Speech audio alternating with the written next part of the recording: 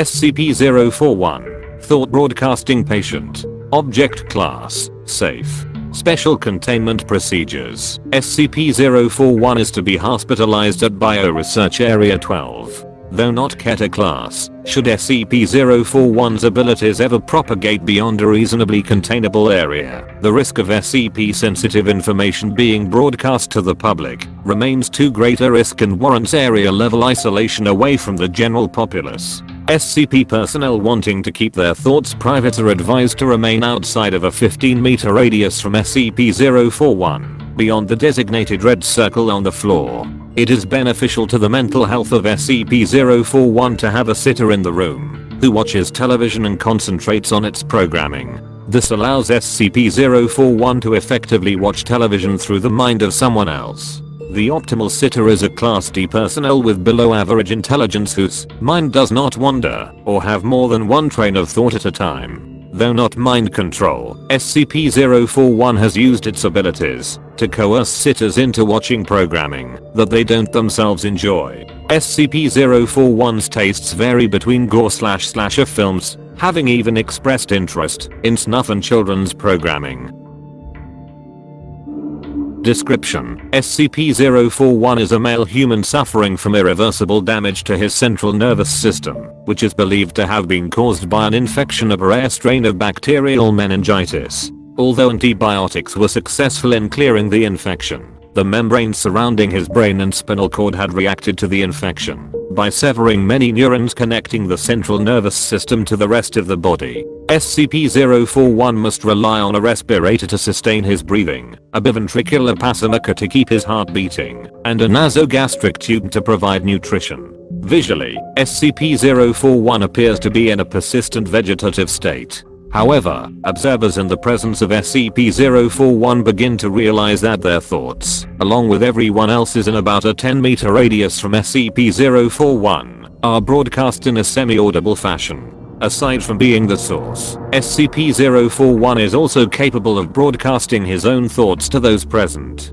Anyone forming an idea using words will have those thoughts unwillingly transmitted to others in this range as mind-audible speech, which cannot be recorded by any known equipment.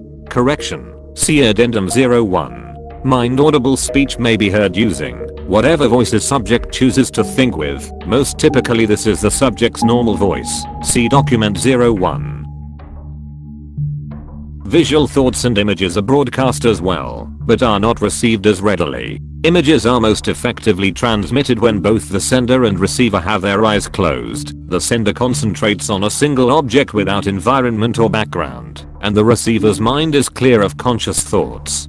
Communication between subjects using visual images, particularly those not rooted in memory but in imagination, is usually difficult. The sender typically has trouble conceiving a highly detailed mental object from a single point of view, while the receiver will often try to fill in gaps of missing information, ultimately resulting in the receiver seeing a different image from what was sent. The most difficult imagery to be successfully broadcast appears to be a person's face, particularly if the image is one of a person in motion. Although able to transmit his thoughts to others, SCP-041 is not very talkative. Attempts to persuade SCP-041 to divulge any information about his abilities have been so far fruitless. SCP-041 is typically silent and normally will not respond to any direct attempts at communication. However, SCP-041 appears to have a sense of humor, as he interjects occasional comments into conversations of others.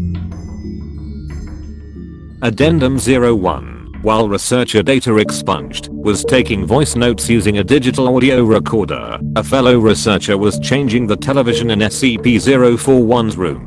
While the television was on a channel of static, disembodied voices could be heard filtered through the white noise. Attempts to record mind-audible speech with white noise generators and sound recording equipment have begun to yield modest results, though most audio is garbled, and recorded sounds may or may not be voices, and are widely left toward individual interpretations. Addendum 02. It has come to my attention that several personnel have used SCP-041 as an ad hoc she likes me not detector. This is one of the most appalling things I've ever heard.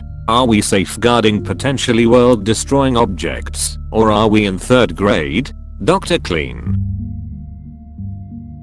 Document 01. Researchers quote, "Yeah, no. The first time I was in that room with Kent and 41, I kept hearing this singing. It was this little girl's voice singing some kid's song. It wasn't the TV and it definitely wasn't a radio. It was in our heads, yeah no. So I think, yeah no, if I was stuck in bed without anything else to do, I'd sing like a little girl too. And then this voice comes into my head, hey, it's not me. I don't know that tune. And then old Kent looks at me, gone all white in the face, yeah no." Note, this event occurred after SCP-239 was placed in a chemically induced coma. Any connection between the two SCPs is currently unconfirmed.